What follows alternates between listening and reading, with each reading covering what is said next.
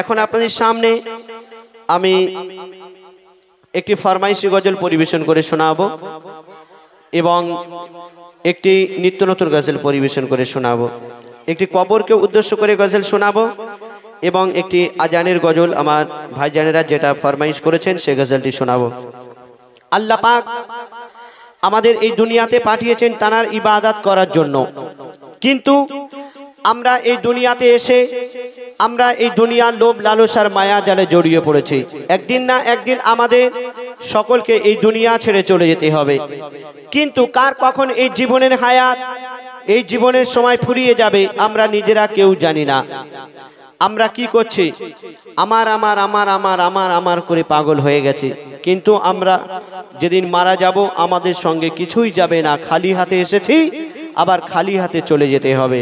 তো কবি ছন্দের মাধ্যমে কি লিখছে শুনুন। Hello hello check, hello hello. আমার আমার যতই করো, আমার আমার যতই করো, আমার আমার যতই করো, সবকিছু তোর হয়ে যাবে পর। ওই কবর তোমার হবে আসল ঘর, ওই কবর তোমার হবে আসল ঘর। আমার আমার যতই করো, আমার আমার যতই করো, সবকিছু তোর হয়ে যাবে পর। ওই কবর তোমার হবে আসল ঘর, ওই কবর তোমার হবে আসল ঘর। আমরা যেদিন মারা যাব, আমাদের যখন কবরে রেখে আসবে, তখন মানকির নেকির এসে আমাদের প্রশ্ন করবে, সওয়াল করবে। আমরা সেই সওয়ালের জবাব যদি ঠিক মতো দিতে পারি, আমাদের কবরের বেড়া পার হয়ে যাবে। সেই সময় যদি আমরা টাকা দেখাই ফেরেশতাকে, আমার অনেক টাকা আছে, একটু ঘুষ নাও, ছেড়ে দেবে না। তো বলছে শুনুন, আমার আমার যতই করো, আমার আমার যতই করো, সবকিছু তোর হয়ে যাবে পর। ওই কবর তোমার হবে আসল ঘর, ওই কবর তোমার হবে আসল ঘর। যতই থাক না তোমার টাকা তবু যেতে হবে একা, যতই থাক না তোমার টাকা তবু যেতে হবে একা। হবে না কেউ তো আপন, সাথে যাবে নেকি গোনা, যাবে তোমার যত দেনা, সাথে যাবে নেকি গোনা, যাবে তোমার যত দেনা, আর যাবে সাদা কাফন। সারা জীবন থাকবে তুমি, সারা জীবন থাকবে তুমি অন্ধকার কবরের ভিতর। ওই কবর তোমার হবে আসল ঘর, ওই কবর তোমার হবে আসল ঘর। আমার আমার যতই করো, আমার আমার যতই করো, সবকিছু তোর হয়ে যাবে পর। ওই কবর তোমার হবে আসল ঘর, ওই কবর তোমার হবে আসল ঘর। ছিল তোমার দামি গাড়ি, ছিল পাথর দেওয়া বাড়ি, ছিল তোমার দামি গাড়ি, ছিল পাথর দেওয়া বাড়ি, তোমার কথায় চলতো দেশ। তোমার যত বাহাদুরি আর যত জমিদারি, তোমার যত বাহাদুরি আর যত জমিদারি, এক পলকে হবে শেষ।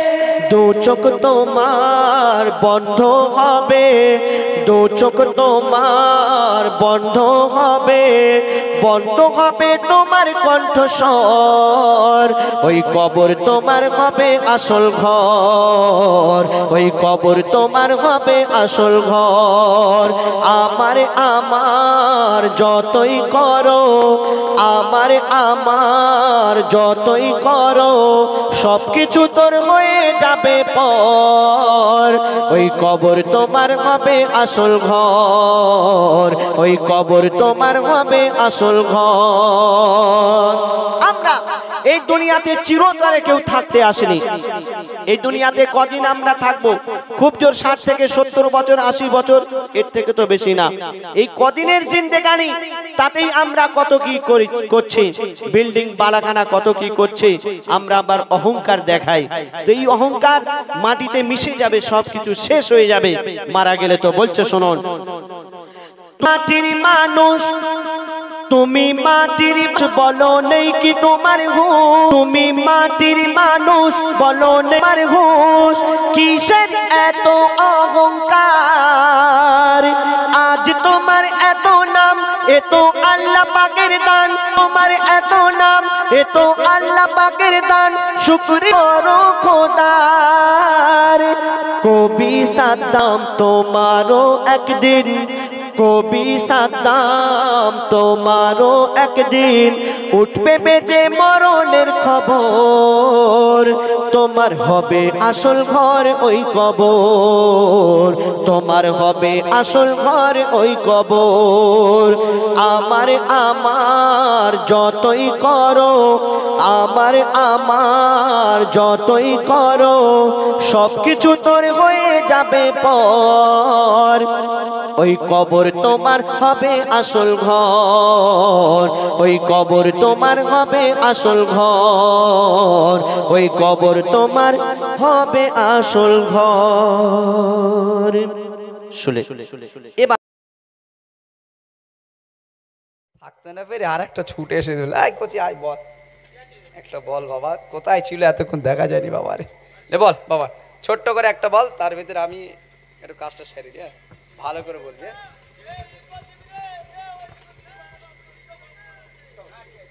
তো চলো একটি আমাদের বাড়িতে আলাপ পড়াশোন করছি, মনোকর্ষণ করুন, বোঝার চেষ্টা করুন।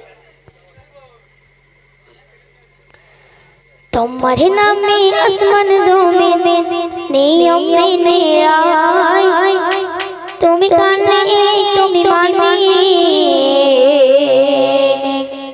প্রভু দয়া, তুমি কানে তুমি মানে প্রভু দয়া।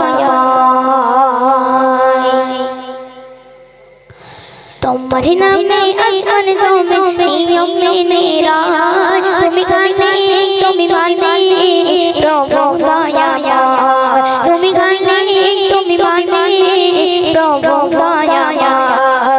তোমার নামে আসমান জমিন নিয়ম মেনে আয়, তুমি কানে তুমি মানে প্রভু দয়া, তুমি কানে তুমি মানে প্রভু দয়া।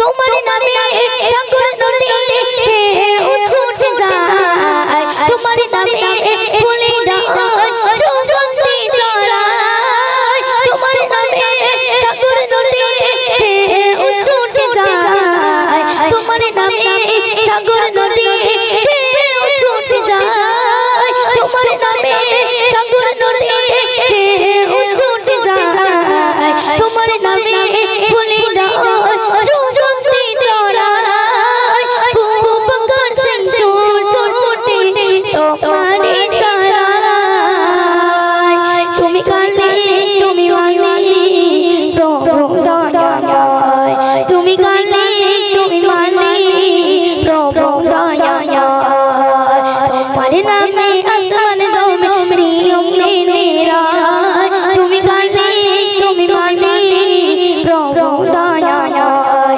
তুমি কানে তুমি মানে প্রভু দয়াময়, তুমি কানে তুমি মানে প্রভু দয়াময়।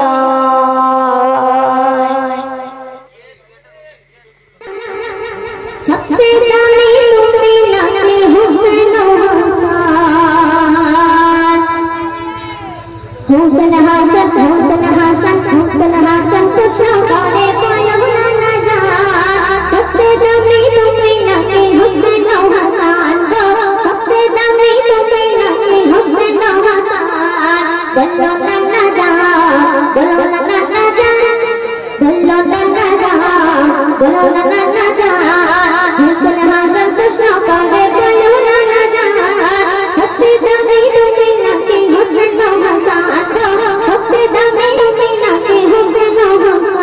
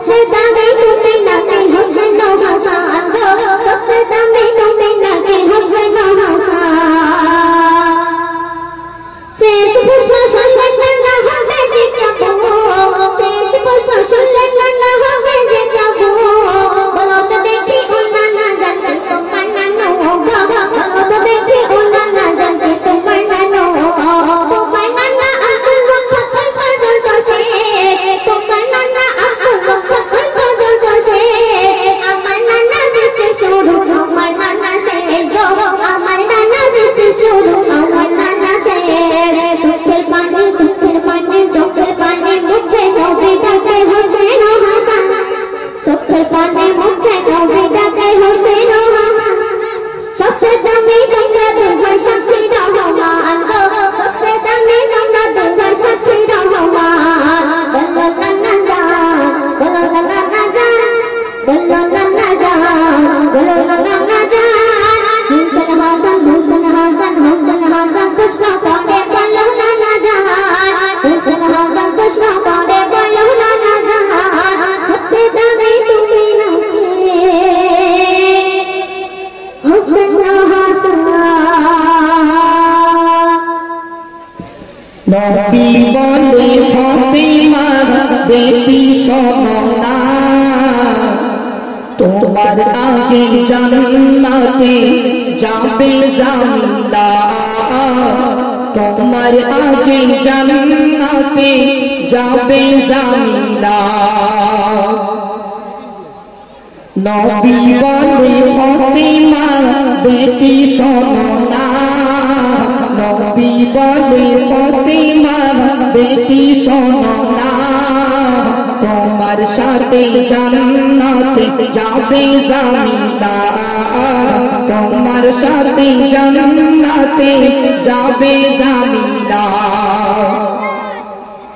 ও আবা জানদিন মোর তাহার ঠিকানা আসর পড়ে মা ফাতেমা দিল রওয়ানা ये देखे पूरे घर एक ही बेदना ये देखे पूरे घर एक ही बेदना स्वामी कागर काठुरिया बीबी जामिला स्वामी कागर काठुरिया बीबी जामिला नबी बोले फातिमा बेटी सोना তোমার সাথে জান্নাতে যাবে জামিলা তোমার সাথে জান্নাতে যাবে জামিলা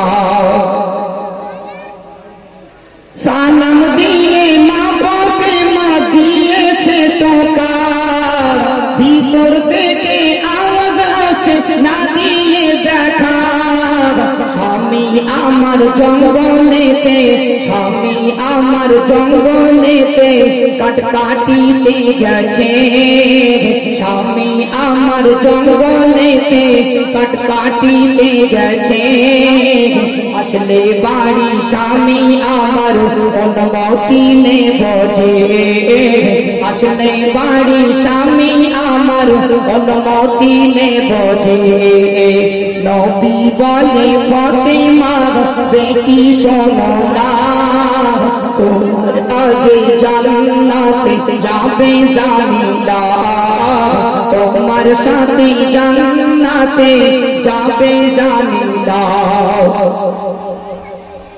দ্বিতীয় দিন মা ফাতেমা ইমোজে রওনা ইমাম হোসেন মায়ের সাথে যেতে বলে না দ্বিতীয় দিন মা ফাতেমা দিয়েছে রওনা ইমাম হাসান মায়ের সাথে দিয়েছে রওনা ও বাবু পারমিশন ছিল শুধু একজনা ও বাবু পারমিশন ছিল শুধু একজনা কিসে করে এসেছে শুধু দুজনা কিসের তরে এসেছে শুধু দুজনা নবী বলে ফাতিমা বেটি সোনা তোমার আগে জান্নাতে যাবে জামিনদার, তোমার আগে জান্নাতে যাবে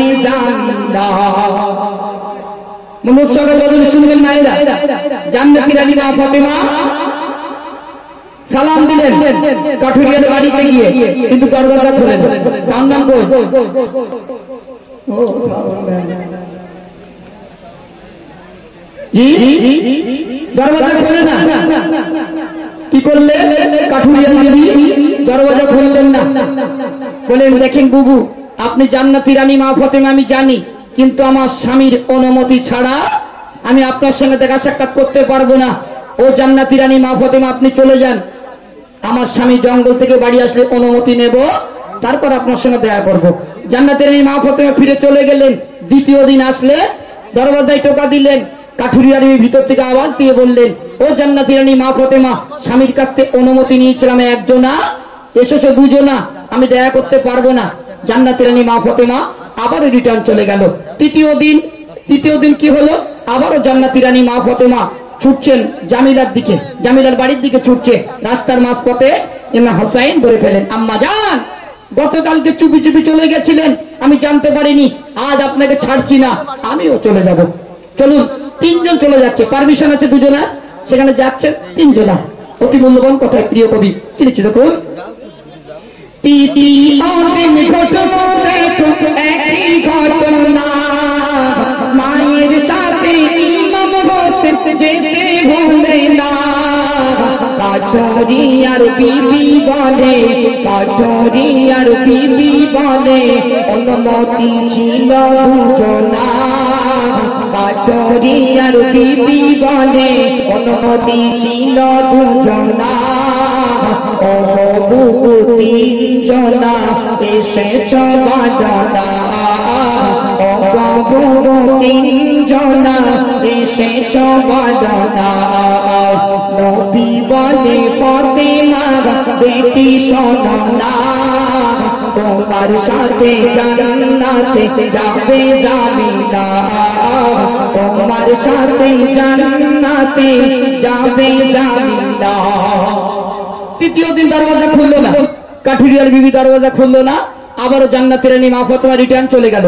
মায়েরা শুনুন, তিনি জান্নাতি রানী মা ফাতেমা, তার সঙ্গে স্বামীর অনুমতি ছাড়া কাঠুরিয়ার বিবি জামিলা দেখা করতে চান না। তাহলে তারা কতটা আল্লাহর ভয় করতো। এমনি কাঠুরিয়ার বিবিকে আমার আল্লাহ পাক আল্লাহ তাআলা ঘোষিত জান্নাত দেয়নি। চতুর্থ দিন কি হলো? চতুর্থ দিন কাঠুরিয়ার বাড়ির দরজা খোলা ছিল। চতুর্থ দিন মা ফাতেমা একলা চলে গেলেন, ঘরের ভিতরে প্রবেশ করলেন, কাঠুরিয়ার বিবিকে সালাম দিলেন। ও কাঠুরিয়ার বিবি, বলো তুমি কি এমন ইবাদত করো যে আল্লাহ ঘোষিত জান্নাতি আমার আব্বাজান দয়ান নবী বলেছেন। তখন জান্নাতি রানী মা ফাতেমা আরো বলেছিল, এই যে লাঠি এবং পানি, এর কাজ কি? একটা পানি রাখা আছে, গোল একটা হান্ডিতে পানি রাখা আছে, লাঠি রাখা আছে। জি। তখন কাঠুরিয়ার বিবি বলছে, মা ফাতেমা যখন কাঠুরিয়ার বিবিকে বললেন, তখন কাঠুরিয়ার বিবি বলছেন, ও জান্নাতি রানী মা ফাতেমা, আমার স্বামী জঙ্গল থেকে কাঠ কেটে বাড়ি আসবেন, এই পানিতে নামাজ পড়ার জন্য উজু বানিয়ে নেবেন, নেওয়ার পরে আমি কোন রকম যদি অন্যায় করে থাকি, এই লাঠিখানা দিয়ে আমাকে আঘাত করবেন। এটা হলো শাস্তির লাঠি। এই লাঠি দিয়ে আমাকে আঘাত করবেন। মায়েরা বলুন, আরে গিন্নি একটা চড় মারলিতে সারাদিন ভ্যাঁ করে। একটা চড় মারলে শুধু বলো তোর ভাত খাবো না, তোর ঘরে ভাত করো। একটা চড় মারলে বলো তোর ভাত খাবো না, তোর ঘরে ভাত করো। তোর মতো স্বামীর আমার দরকার নেই। আমার বাপের কাছ থেকে খাট নিয়েছিস, শোকেস নিয়েছিস, মোটর সাইকেল নিয়েছিস, আর তুই মারবিতে আমি সহ্য করবো, তোর ভাত আমি খাবো না। হ্যাঁ, আর লাঠি দিয়ে মারলি থাকবে। এই কেনিং গয়সিং এর মা ভাবির আমি ভালো, স্বামীর পায়ে যদি পায়খানা লেগে থাকে মাথার চুল দিয়ে পরিষ্কার করে। জি, স্বামী স্ত্রী দারুণ মিল। যেমন আইব নবীর স্ত্রী বিবি রহিমা, আইব নবীর গোস্তর পোকাগুলো মাথার চুল দিয়ে টেনে টেনে বার করতেন। স্বামীকে এত ভালোবাসতেন, এত মহব্বত করতেন, পেয়ার করতেন। সব স্ত্রী ছেড়ে চলে গেল, কিন্তু কাঠুরিয়ার বিবি সব স্ত্রী চলে গেল, কিন্তু আইব নবীর বিবি রহিমা তিনি গেলেন না, স্বামীকে নিয়ে জঙ্গল পাড়ি দিলেন, স্বামীর সেবা করলেন। এই জন্য মায়েদের কাছে করজোড়ে নিবেদন, স্বামীগুলোকে ভালোবাসুন, স্বামীগুলোকে মহব্বত করুন, পেয়ার করুন। কাল কিয়ামতের ময়দানে মহাসারে এই স্বামী হলো অমূল্য রতন। স্বামীর পায়ের তলে স্ত্রীর জান্নাত। কিছু কিছু ভাবিরা বলে মতির ভাই স্বামীর পায়ের তলে স্ত্রীর জান্নাত আমরা জানি, কিন্তু আমাদের স্বামীগুলো আমাদের যখন মারে ভালো ভালো ডাক্তার দেখাতে হয় 500 টাকা ফি। কেন মারে? কেন মারে বলেন নি? কেন আমাদের ঘরে গিন্নিগুলো এরা তো যন্ত্র বাপ। আমি তো নিয়ে সংসার করছি, আমি জানি। আমার যদি জীবনে জ্ঞান থাকে তা আর বিয়ে করবো না। হ্যাঁ, এখনকার গিন্নি মানে একটা একটা জাল্লাদ। এদের সারা দুনিয়ার জিনিস দিলেও এদের কলজে ভরতে হয় না, এদের কলজে শুধু বলে দেও। এত রয়েল শখেছে তাও হয় না, তাই ঈদের দিন আমার পিটি তেল মাখাচ্ছে। এই দেখো ঈদ মোবারক একটা দাও, দিলি ভালো, না দিলে একদম মুখ হাড়ির তোলা করে এরকম করে, মানে বাপ মাসা মরে গিয়ে কি হয়ে। হ্যাঁ, এই হচ্ছে মেয়েদের খুব সমস্যা। এই জন্য মায়েদের কাছে নিবেদন, স্বামীগুলোকে ভালোবাসুন, স্বামীগুলোকে মহব্বত করুন, পেয়ার করুন। যেমন কাঠুরিয়ার বিবি স্বামীকে ভালোবাসতেন, নামাজ করতেন, কোরআন পড়তেন, স্বামীর কথার অমান্য করতেন না, যার জন্য আল্লাহ পাকের ঘোষিত জান্নাতি মা ফাতেমার সঙ্গে। এজন্য আপনাদের কাছে করজোড়ে নিবেদন, নামাজ পড়ুন, কোরআন পড়ুন, সঙ্গে সঙ্গে স্বামীদেরকে ভালোবাসুন। বলুন কোন গজলের সুর? একদম প্রায় হাতের কাছে শিগগির বলো। আমি সুর বলে এক্ষুনি বলে দেবো, তাড়াতাড়ি বলো। গামলা শিগগির বলো, তাড়াতাড়ি বলো। আমি কিন্তু গজলটা এক্ষুনি বলে দেবো। সবার জন্য কুইজ, তাড়াতাড়ি বলো। আগে পট নিয়েছে ভাবি, হবে নাকি? আরেকবার বলো। এইবার তো মৎখরের গজলটা বলবো, দাঁড়াও আরেকটা জায়গায় যাই। আল্লাহু আকবার। আমার একটি গজল হয়েছে, আপনারা পেয়েছেন সোশ্যাল মিডিয়ার মাধ্যমে, গাইন টিভিতে আছে, মৎখরের গজল। খুব ভালো জিনিস মনে করে দিয়েছে, আমার মাথায় ছিল না, একদম রাইট। মৎখরের গজল, এটাও কিন্তু হাদিস। আমি আজ আপনাদের কাছে বলবো, কিন্তু যারা মদ টদ খাওয়ায় যাবার সময় গাড়ি টাড়ি ভেঙে দিয়ে